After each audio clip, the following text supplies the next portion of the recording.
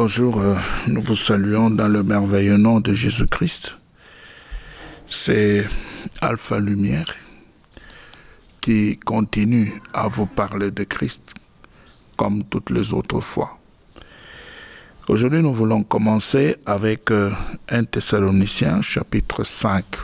1 Thessaloniciens chapitre 5, le verset 12 jusqu'à 21.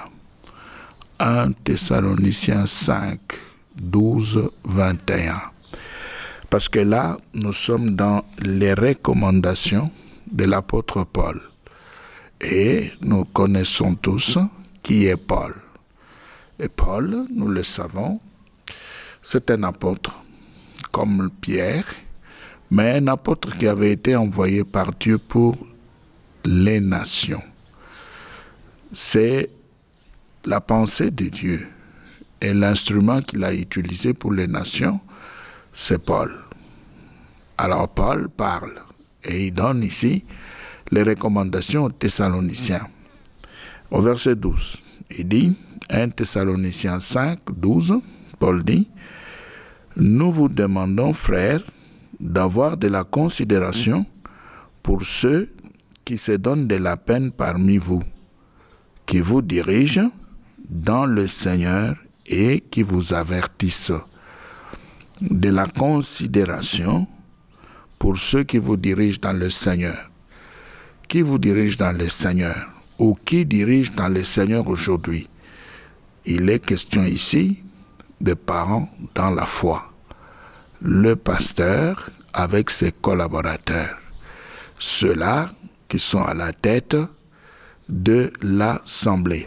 Et l'apôtre donne ici une recommandation. Il veut que nous puissions avoir de la considération pour ceux-là qui nous dirigent. Et si nous pouvons prendre le même texte dans français courant, c'est 1 Thessaloniciens 5, le verset 12, il est dit, « Frères, nous vous demandons de respecter ceux qui travaillent parmi vous, ceux qui, par ordre du Seigneur, vous dirigent et vous avertissent. » Vous voyez, donc, là où vous priez, selon les recommandations apostoliques, il est conseillé, recommandé d'avoir du respect, de l'amour, de la considération pour ceux-là qui vous dirigent, c'est-à-dire vos parents dans la foi. Alors, au verset 13, nous sommes toujours dans 1 Thessaloniciens 5 et nous lisons maintenant le verset 13. Il est dit, « Ayez-les en très haute estime et aimez-le à cause de leur œuvre, soyez en paix entre vous. » Nous rentrons dans courant, le verset 13.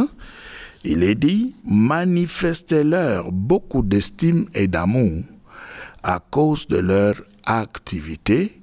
Vivez en paix entre vous. » Voilà. Donc, ici, c'est toujours en rapport avec le respect, l'amour et la considération.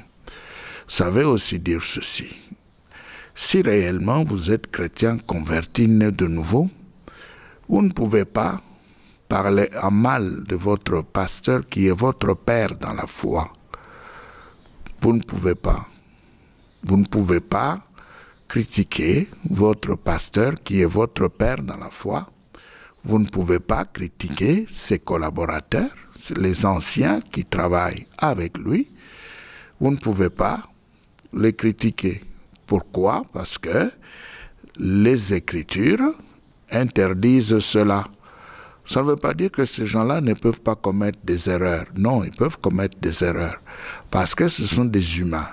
Mais ici, le problème, c'est que cela est interdit par les Écritures. Vous ne pouvez pas parler en mal, comme nous le voyons aujourd'hui, partout, à travers de la ville ou dans notre environnement, même des enfants qui parlent mal de leur pasteur, les enfants qui parlent mal des anciens, des évangélistes, des diacres, de diaconesses, des présidentes, des mamans, etc. Non, C'est interdit par les Écritures. Ces gens-là qui vous dirigent dans l'assemblée ou dans l'église, ce sont des gens qui méritent votre respect, votre amour et votre considération. Nous nous répétons, ça ne veut pas dire que nous voulons couvrir le mal. Non, nous ne voulons pas couvrir le mal, mais nous voulons simplement dire ceci, que ces gens-là, d'après les Écritures, doivent être aimés, respectés, honorés. Aimer, respecter et honorer. Mais maintenant, si jamais ils se retrouvaient dans les erreurs, eh bien, c'est l'instance supérieure, c'est-à-dire dans les milieux des pasteurs.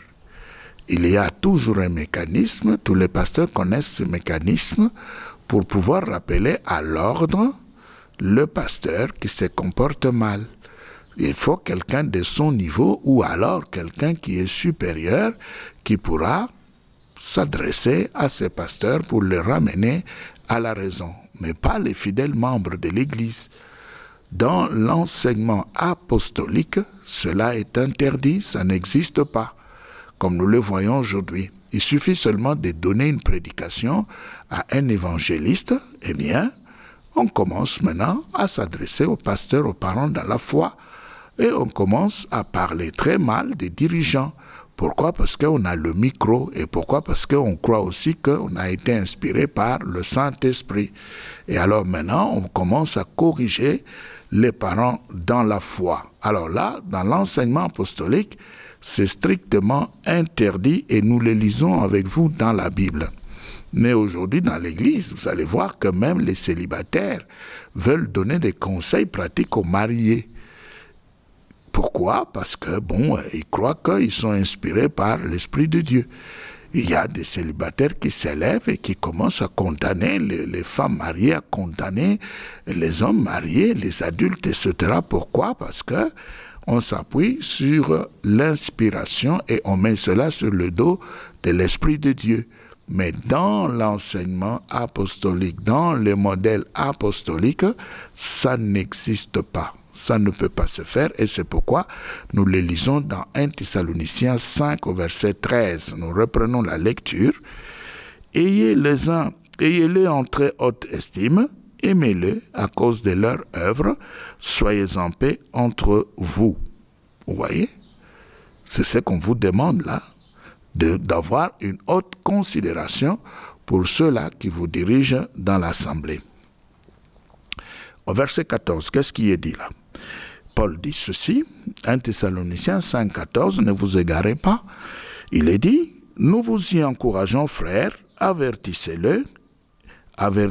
les indisciplinés, réconfortez ceux qui sont abattus, soutenez les faibles, soyez patients envers tous. Voilà, nous allons de nouveau dans Français courant, verset 14. Nous vous le recommandons, frères, avertissez les paresseux, encouragez les craintifs, venez en aide aux faibles, soyez patients envers tous. Donc on peut avoir les indisciplinés, que ce soit parmi les frères, que ce soit parmi ceux-là qui dirigent. Ici, on a fini avec ceux qui dirigent. Maintenant, on s'occupe au verset 14 des fidèles indisciplinés. Qu'est-ce qu'il faudra faire avec les fidèles indisciplinés? Eh bien, les indisciplinés méritent les avertissements. Il faudra absolument ramener ou rappeler à l'ordre les frères, les sœurs qui ne mènent pas une vie conforme à l'enseignement apostolique, à l'enseignement de la parole de Dieu. Ces gens-là, ils peuvent, par exemple, détruire la parole de Dieu ou les Écritures en fonction de leurs intérêts. Et comme dans l'Église, le Père dans la foi, c'est le pasteur qui regarde et qui voit tout, c'est à lui de pouvoir maintenant appeler, conseiller, appeler, sanctionner pour redresser, On ne punit pas, on ne sanctionne pas pour tuer ou pour égarer, mais on punit, on sanctionne pour pouvoir récupérer, pour redresser, pour corriger. La discipline est là dans l'Église pour corriger et ramener dans la foi. Maintenant au verset 15, Paul dit: prenez garde que personne ne rende le mal pour le mal, mais poursuivez toujours le bien, les uns envers les autres comme envers tous. 15. Nous allons dans Courant. Et qu'est-ce que Courant dit? Prenez garde que personne ne rende le mal pour le mal, mais cherchez en tout temps à faire le bien entre vous et envers tout le monde. Entre vous et envers tout le monde. Voilà. Donc ça veut dire que, ici, vous pouvez vous retrouver devant un indiscipliné qui a un mauvais comportement, qui vous marche sur les orteils, qui vous offense, qui pêche contre vous. Eh bien, il est interdit de rendre le mal pour le mal. Voilà l'enseignement apostolique. C'est Paul qui en parle, c'est Paul qui donne la recommandation. Mais regardez aujourd'hui, l'endroit où on sait véritablement manger ou consommer le repas froid de la vengeance, c'est l'Église. C'est l'Église. On sait très bien que la vengeance, c'est un repas qui se consomme et au-delà du temps. Et alors, regardez dans l'Église ce qui se passe. Les chrétiens savent très bien comment se venger. Et ils prennent leur temps pour pouvoir bien se venger dans les églises. Et pourtant, dans la Bible, il est dit, il ne faut pas rendre le mal pour le mal. Faut pas dire, il a fait ceci, il va sentir. Il a fait cela, il va me voir. Il saura de quel bois je m'échauffe. Non, dans l'Église, il n'y a pas de vengeance. On ne peut pas rendre le mal par le mal, non. Dans l'Église, quand le mal est consommé à votre égard et pour votre compte, eh bien, il faudra simplement pardonner et changer et poursuivre le bien.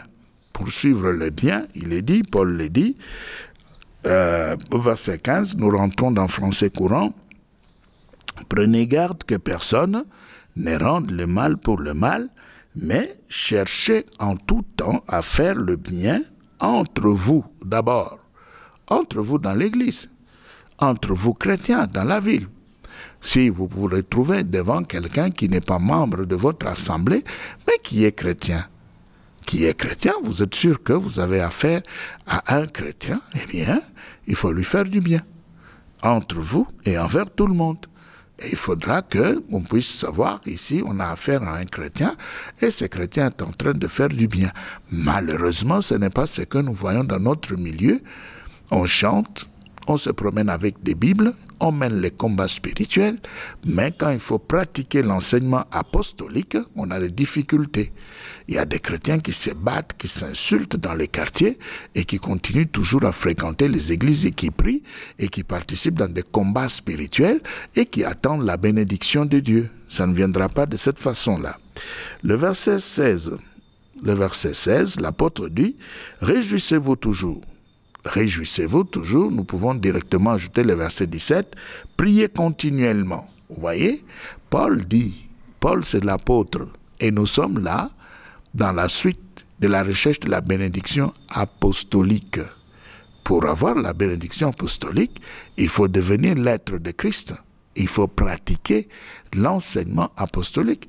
Il faut permettre à l'Esprit de Dieu de vous visiter et d'écrire, non pas sur les tables de pierre, mais sur les tables de chair, c'est-à-dire sur nos cœurs. C'est ça ce qui est dit. Mais maintenant ici, l'apôtre dit, réjouissez-vous toujours. Maintenant, quand on vous demande de pouvoir vous réjouir, il n'est pas question ici d'avoir une joie physique créée. Même quand vous avez dans le cœur de mauvais sentiments, vous êtes animé de sentiments ou de la volonté de vengeance, et maintenant vous allez commencer à sourire. Quand vous voyez l'autre, vous souriez parce que il est dit dans la Bible, réjouissez-vous. Non, c'est l'Esprit de Dieu qui vient créer la joie dans les cœurs. Mais pour que l'Esprit de Dieu puisse faire cela, vous devez prendre la décision de ne pas rendre le mal pour le mal. Vous devez prendre cette décision-là pour vous éloigner de tout ce qui est opposé à la pensée de Dieu, à l'enseignement apostolique. Alors, l'apôtre dit prier continuellement. Dans Courant 16, qu'est-ce qui est dit? 16-17, on nous dit soyez toujours joyeux, priez sans cesse. Voilà, soyez toujours joyeux, priez sans cesse. Prier sans cesse veut dire quoi? Prier sans cesse, ça veut simplement dire qu'il faudra ici formuler toute espèce et sorte de prière. Il ne faut pas seulement rester attaché à une seule forme de prière. Vous savez, quand vous êtes attaché à une seule forme de prière et quand on vous donne l'ordre de pouvoir prier sans cesse, si vous êtes par exemple au milieu de gens, dans la foule, au marché, dans un magasin ou sur la route et vous êtes en train de marcher ou vous êtes en mouvement en train de travailler, comment allez-vous faire la prière si vous êtes attaché à une seule forme de prière? Ça sera difficile. C'est pourquoi il faut varier. Et vous le savez, si vous prenez le Notre Père, c'est-à-dire le modèle donné par Christ, là-dedans vous allez trouver à peu près, nous disons à peu près 5 formes de prière. Vous allez le trouver là-dedans. Mais ici déjà, quand l'apôtre dit « priez continuellement », prier sans cesse, ça veut dire que vous pouvez, en travaillant, vous avez la prière dans vos pensées.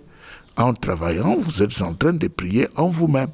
Mais vous êtes en train de faire votre travail et cela pourra vous aider à attirer la bénédiction divine. Alors, après le verset 17, nous prenons le verset 18 et 19. 18-19, dans Zégon, qu'est-ce qui est dit?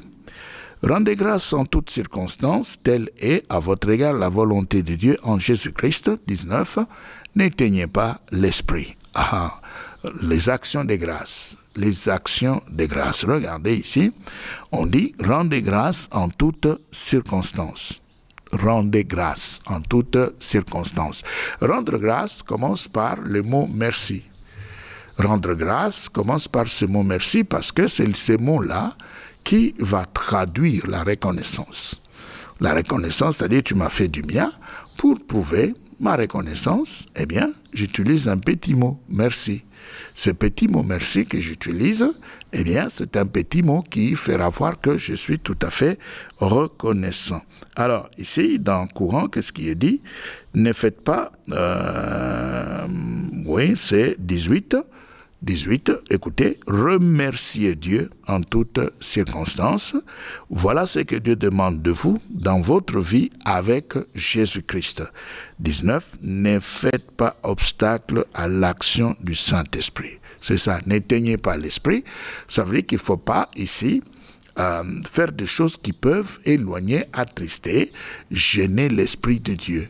Ça veut dire quoi? Ça veut dire que quand, par exemple, vous êtes déjà rempli de l'Esprit de Dieu, vous faites des choses contraires à la vérité de la parole de Dieu. Pas des choses qui sont opposées seulement au bien et au mal, non, mais des choses qui sont opposées à la vérité de la parole de Dieu. Vous allez attrister le Saint-Esprit parce que le bien et le mal se trouvent dans la conscience de chacun de nous. Et la vérité est donnée par rapport à la parole de Dieu. C'est pourquoi Jésus n'avait pas dit qu'il était le bien, la vie et le chemin. Non, Jésus n'a pas dit ça. Il a dit qu'il était le chemin, la vérité et la vie. Vous voyez, c'est ce qu'il a dit. Pourquoi? Parce que le bien et le mal se trouvent dans la conscience de chaque personne.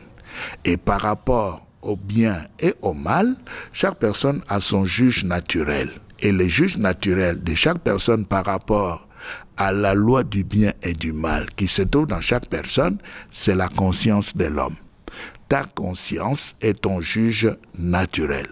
Ta conscience va te juger par rapport au bien et par rapport au mal. Maintenant, là, c'est la moralité.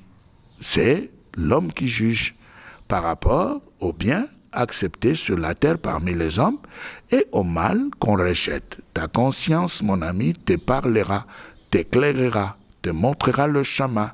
Ta conscience ne pourra jamais se laisser corrompre. Il est difficile de corrompre la conscience d'un homme.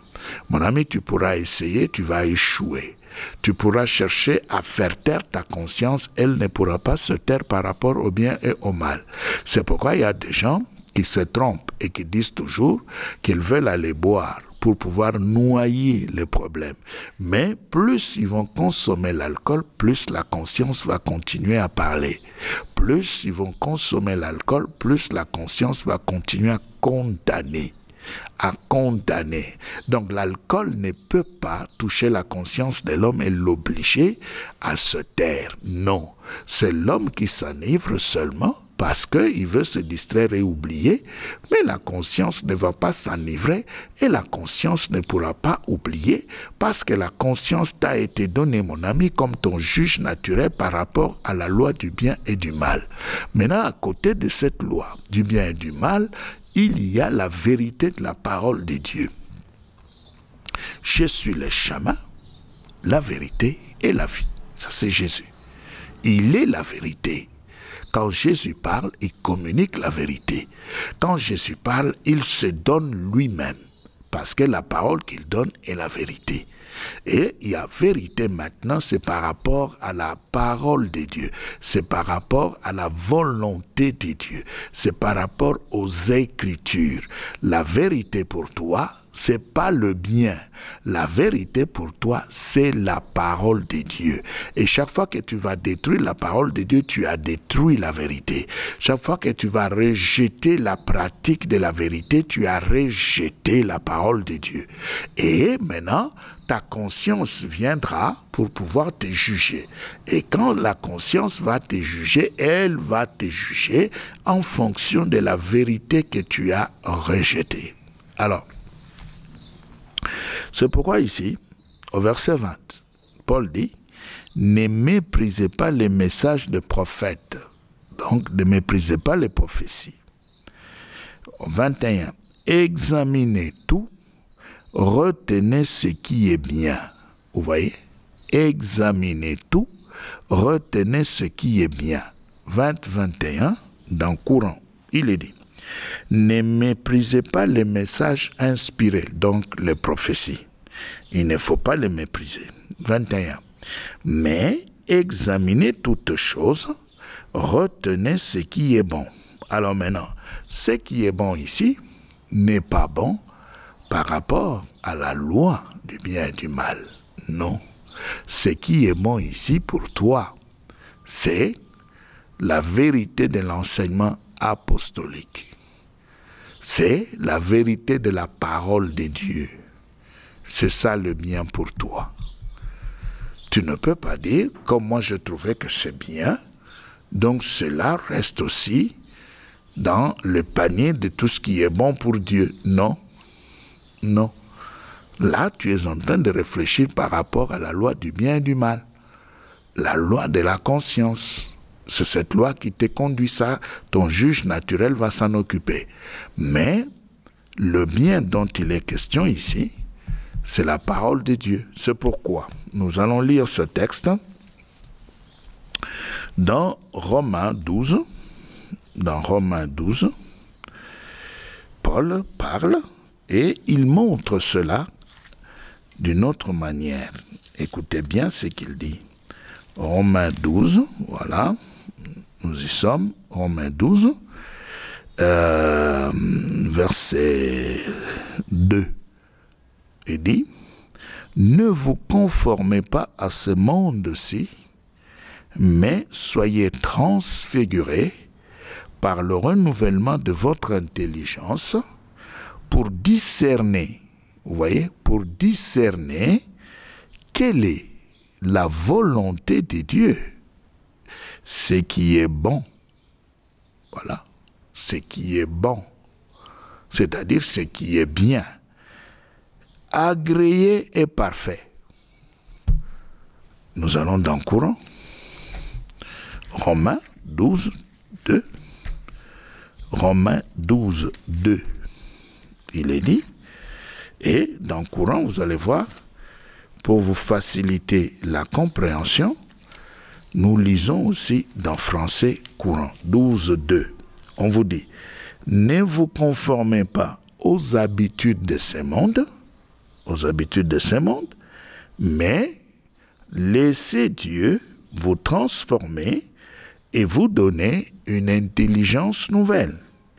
Vous pourrez alors, vous voyez, avec l'intelligence nouvelle, vous pourrez alors discerner ce que Dieu veut, ce qui est bien, vous voyez, ce qui lui est agréable et ce qui est parfait. Donc ici, c'est par rapport à la volonté de Dieu, c'est par rapport à la parole de Dieu, c'est par rapport à l'enseignement apostolique. Parce que le vrai Christ, c'est le Christ apostolique, c'est-à-dire le Christ qui a été présenté par les apôtres. C'est le vrai Christ. Dès que quelqu'un laisse le Christ qui a été présenté par les apôtres qui avaient vécu avec lui, vous laissez ce Christ-là. Le Christ présenté par ceux-là qui l'avaient vu, qui avaient marché avec lui, vécu avec lui, et qui nous les présente. Vous les laissez. Vous allez prendre quel Christ encore? C'est ainsi que tous les enseignements qui s'éloignent de l'enseignement apostolique, ces enseignements sont faux. Ces enseignements parlent d'autre chose, pas de Dieu, le vrai, le Christ, le vrai, non, ils parlent d'autre chose. Et si vous avez des religions sous le soleil, au milieu des hommes, qui se pratiquent, des religions qui se pratiquent, et toutes ces religions qui n'acceptent pas le Christ présenté par les apôtres, toutes ces religions sont fausses. Sont fausses pourquoi? Sont fausses parce que ce sont des religions qui négligent l'enseignement donné par ceux-là qui avaient vécu avec Jésus. Toi, tu vis avec quelqu'un. C'est comme dans un couple. Dans un couple, et quand nous parlons de couple sur la terre, nous voyons le mari et sa femme. Alors, par exemple, l'un des conjoints disparaît, meurt. Maintenant, on veut avoir des informations sur la personne disparue. On va s'approcher du conjoint qui est resté en vie. Si c'est l'homme qui était décédé, on va interroger sa femme. Et si c'est la femme, on va interroger le mari. On ne peut pas laisser le mari aller voir le voisin. Non, on va commencer avec le mari. Même si les voisins doivent parler, ce que les voisins diront seront comparés au récit du conjoint qui est resté en vie pour avoir la vérité. Mais ici, on nous dit que les 12 étaient avec Jésus. Les 12 ont vécu avec Jésus. Et après ça, les 12 parlent, vous doutez. Vous doutez et vous allez vous retrouver dans d'autres religions qui ont d'autres appellations, qui portent d'autres noms. Et puis, vous dites que vous êtes en train de renouveler la connaissance. Non, là, vous ne renouvelez pas la connaissance. Là, vous êtes égaré, là, vous êtes perdu. Pourquoi nous revenons et nous disons ceci? Tout enseignement spirituel qui néglige l'enseignement apostolique, cet enseignement est faux. Il est à rejeter. Mais tout enseignement qui reste dans la ligne des enseignements donnés par les apôtres, eh bien cet enseignement est biblique. C'est un enseignement vrai qui parle d'un vrai Christ. C'est un enseignement qui conduit vers la vie. C'est un enseignement qui donne la bénédiction de Dieu. Pourquoi? Parce que cet enseignement est resté dans la ligne de ceux-là qui avaient vécu avec lui. Qui avaient vécu avec lui.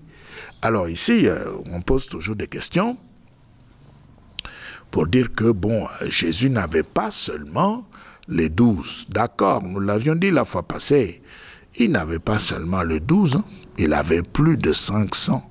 Et même après l'apparition, après la mort et la résurrection, il y en a qui l'ont vu. Et même Paul l'avait vu comme à l'avorton. Paul n'avait pas vécu avec lui comme ça, dans la chair sur la terre, mais il avait été aussi visité en esprit. Et c'est l'une des raisons pour lesquelles vous allez voir que Paul va monter à Jérusalem pour montrer, disons cela dans Galates 2, pour beaucoup plus de précision. Dans Galates chapitre 2, regardez, Galates chapitre 2, il est dit, et dans ma Bible d'études Louis II, on dit accord de Paul et des autres apôtres. Accord de Paul et des autres apôtres. Galates 2. La fois passée, nous l'avions dit. Un enseignant de la parole de Dieu, un parent dans la foi, doit travailler avec une Bible version d'étude. Une Bible version d'étude, il ne doit pas travailler ou enseigner avec n'importe quel type de Bible. Sa Bible doit avoir des parallèles et des explications. De sorte que il va tout lire pour préparer une nourriture convenable à donner aux brebis, aux fidèles dans l'Église. Mais si vous avez une Bible sans parallèle, les parallèles, ce sont des versets correspondants. Vous avez une Bible sans parallèle. Une Bible qui ne vous donne pas des explications au bas de chaque page. Mais alors, là, vous serez très très limité dans ce que vous allez enseigner. Alors, ici, dans Galates 2, écoutez, Paul dit, ensuite, 14 ans plus tard, donc il a marché, il a travaillé pendant 14 ans. Il dit, je suis remonté à Jérusalem avec Barnabé et j'ai aussi pris Tite avec moi. J'y suis monté par suite d'une révélation. Je leur ai exposé, vous voyez, il vient devant le 12.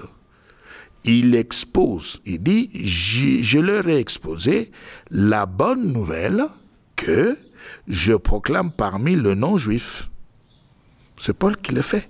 Je l'ai exposé en privé aux gens les plus considérés, de peur de courir ou d'avoir couru en vain. Vous voyez? Pourquoi il vient parler? Il vient parler, c'était pour relever le degré d'apostolicité de son enseignement. Et par le degré d'apostolicité, il pouvait maintenant voir aussi le degré de vérité dans ce qu'il enseignait. Il est allé auprès des témoins oculaires, auprès de ceux-là qui avaient vécu avec Jésus, pour comparer ce qu'il était en train d'enseigner. Il a appris ce qu'il enseignait, il est allé en privé, il a dit, regardez, partout où je passe, voici ce que j'enseigne. Et les autres ont examiné, et ils ont dit, oui, oui, c'est correct. Écoutez, c'est bien dit là. Nous allons, verset 3. Mais Tite qui était avec moi, qui était grec, n'a même pas été contraint de se faire circoncire.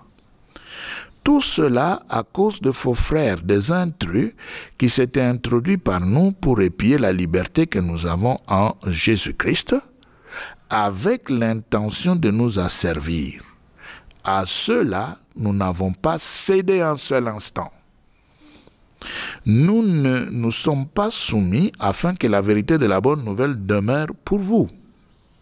Vous voyez? Maintenant, écoutez le verset 6.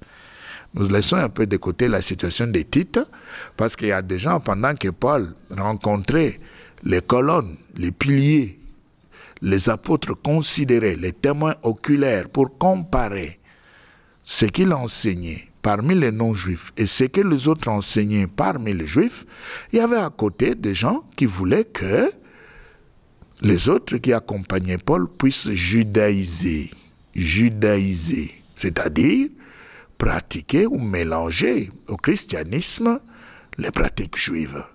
Alors, il y a eu une résistance véritable. C'est ce qui se passe avec les fêtes. Hein. Nous l'avions dit la fois passée. Vous voyez ici, on voulait bien que Tite, comme Tite était un non-juif, ils ont dit, bon, alors toi, non-juif, qu'est-ce que tu viens faire ici? Tu dois passer par la circoncision. Alors Tite aussi, il a dit, non, écoutez, moi, je suis chrétien, je suis un esprit, eh bien, la circoncision charnelle terrestre, c'est pour vous. Voilà, c'est ce que Paul dit là. Avec l'intention de nous asservir, à ceux-là, nous n'avons pas cédé un seul instant. Nous ne nous sommes pas soumis afin que la vérité de la bonne nouvelle demeure pour vous. Verset 6. Quant à ceux qui étaient considérés comme des gens importants, donc parmi les apôtres, il y en avait qui étaient vraiment considérés comme étant des gens importants. C'est qu'ils étaient autrefois, Paul dit, mais bien égal. C'est-à-dire quoi? C'est-à-dire que ces gens-là, même si ils avaient vu le Seigneur, même si ils avaient mangé avec lui, même si ils étaient beaucoup plus importants, Paul dit, bon, ça c'est leur affaire, ça ne me regarde pas. C'est qu'ils étaient autrefois, mais bien égal. Dieu n'est pas partial. Ces gens considérés ne m'ont rien imposé. Voilà. C'est à ce moment-là qu'ils pouvaient lui dire, « Hé, Paul, tu vois, pour les fêtes, voici ce qu'il faut faire. Il faut respecter telle chose. Pour la fête des tabernacles, pour la fête des Pâques, pour ceci et pour cela, pour la fête des Pentecôtes, voici ce qu'il faut respecter. » Voilà, Paul dit, ces gens considérés ne m'ont rien imposé. Au contraire, Paul dit, lorsqu'ils ont vu que la bonne nouvelle m'avait été confiée pour les incirconcis, comme à Pierre pour les circoncis, car celui qui avait fait était à l'œuvre en Pierre pour l'apostolat auprès des circoncis, avait aussi été à l'œuvre en moi auprès des non-juifs. Vous voyez? Pourquoi Paul est allé là-bas? C'était pour relever, nous répétons, l'apostolicité de son enseignement. C'est pourquoi aujourd'hui, partout, toutes les religions, tous les enseignements qui négligent les épîtres données par les apôtres, ces enseignements sont faux. Ces religions sont fausses. Ce sont des enseignements qui enseignent autre chose, qui communiquent autre chose, pas la vérité de la parole de Dieu. Partout on vous parle d'autre chose que ce que les apôtres ont enseigné qui se trouve dans la Bible. Il n'y a pas de vérité là-bas. Il n'y a pas de vérité là-bas. Nous le disons tout haut. Même si les gens acceptent, même si les gens refusent, la Bible le dit. Et comme la Bible le dit, c'est arrêté, c'est fini. Donc si toi te dis, oh non, c'est pas ça, nous ne voulons pas polémiquer, etc. Vous ne voulez pas polémiquer parce que vous êtes dans le faux. Vous êtes dans le faux, prenez la Bible, justifiez ce que vous faites. Pierre a vécu avec Jésus. Et quand Pierre parle, vous rejetez, vous avez vécu avec lui. Vous voyez? Vous n'avez pas marché avec lui. Alors, maintenant, ici, au verset 8, nous relisons 8. Car celui qui avait été à l'œuvre en Pierre pour l'apostolat auprès des circoncis avait aussi été à l'œuvre en moi auprès des non-juifs. Et lorsqu'ils ont reconnu la grâce qui m'avait été accordée, alors, lorsqu'ils ont reconnu la grâce qui m'avait été accordée, alors Jacques, Céphas et Jean, qui étaient considérés comme des colonnes, nous ont donné la main droite, les armes de la main droite de Dieu. Nous en avions parlé l'autre fois. À Barnabé et à moi, en signe de communion, nous irions nous vers le non-juif et eux vers les circoncis. Nous devions seulement nous souvenir des pauvres, ce que je fais avec empressement. Vous voyez? Donc nous voulons revenir sur ce qui est bien, ce qui est agréable, ce qui est parfait. C'est l'enseignement des apôtres. La vérité, c'est par rapport à l'enseignement des apôtres.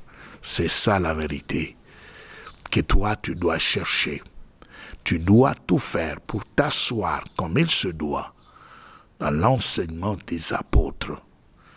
Et là, maintenant, tu pourras croire que tu es dans ce qui est bien, dans ce qui est bon, dans ce que Dieu a agréé. Dans 1 Jean, nous revenons sur ce verset de la fois passée. Nous l'avions lu la fois passée.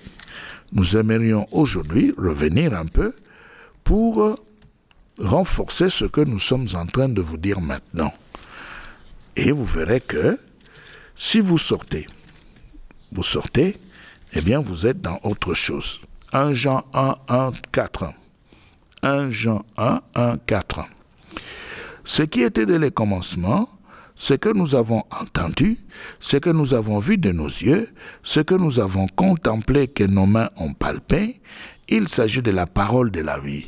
Car la vie s'est manifestée, nous avons vu, nous rendons témoignage et nous vous annonçons la vie éternelle qui était auprès du Père et qui s'est manifestée à nous. C'est que nous avons vu et entendu, nous vous l'annonçons à vous aussi, pour que vous aussi, vous soyez en communion avec nous. Or, notre communion est avec le Père et avec son Fils, Jésus-Christ. Cela, nous l'écrivons pour que notre joie soit complète. Donc, si vous communiez, vous acceptez de communier avec les apôtres. Vous entrez dans la vérité, vous entrez dans ce qui est bon, vous entrez dans ce que Dieu attend.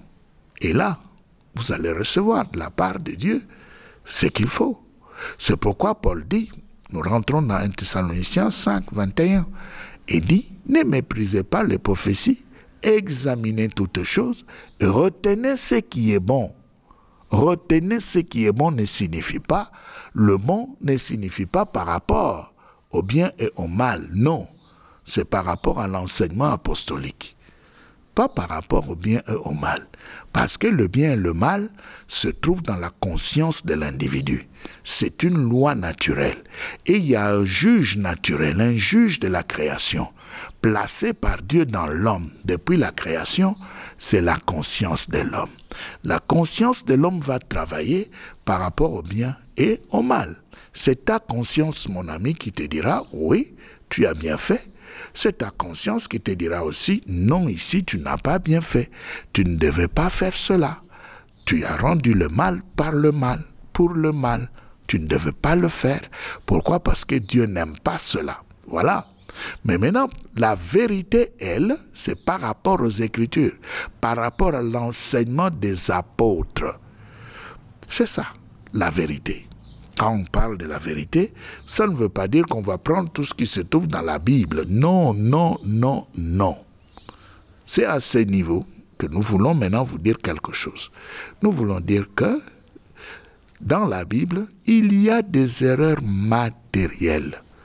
Les erreurs des hommes, les erreurs de traduction. Et vous ne pouvez pas prendre les erreurs matérielles qui se trouvent dans la Bible et les placer sur le dos de Dieu. Non. En d'autres termes, nous voulons dire ceci. Il ne faut pas dire que la Bible, qui est la parole de Dieu, contient des erreurs. Non. Non. Les erreurs que nous trouvons dans la Bible, ce sont des erreurs matérielles. Ça n'a rien à voir avec la parole de Dieu. Dans la parole de Dieu, il n'y a pas d'erreur, il n'y a pas de faute. Dieu ne se contredit pas. Mais dans la traduction des hommes, dans l'interprétation des hommes, c'est là où se trouve le problème. Ce sont les hommes qui se trompent. Les hommes sont obligés de se tromper parce que ce sont des créatures.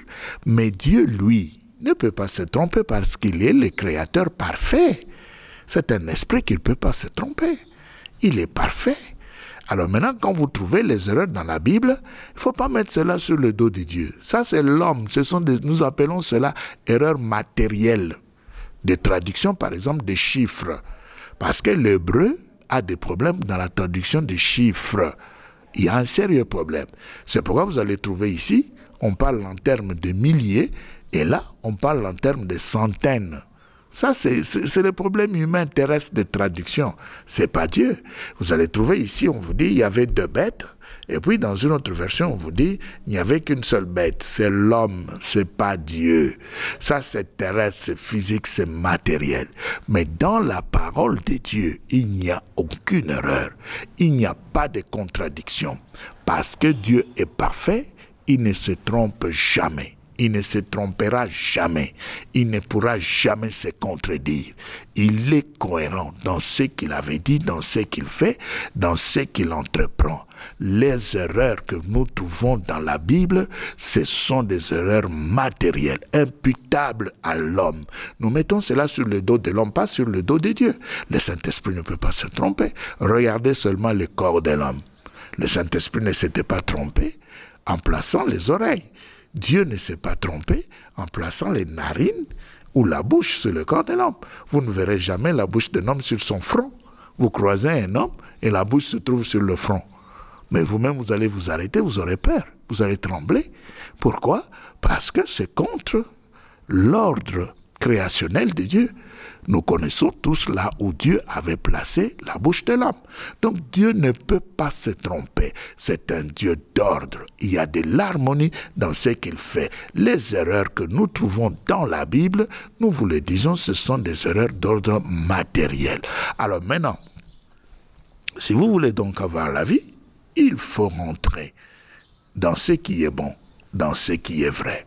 Ce qui est vrai, c'est l'enseignement des apôtres. Tout ce qui sort de l'enseignement des apôtres est faux. Ce n'est pas Dieu. Ce n'est pas la vérité. Ce n'est pas la parole de Dieu. Que Dieu vous bénisse.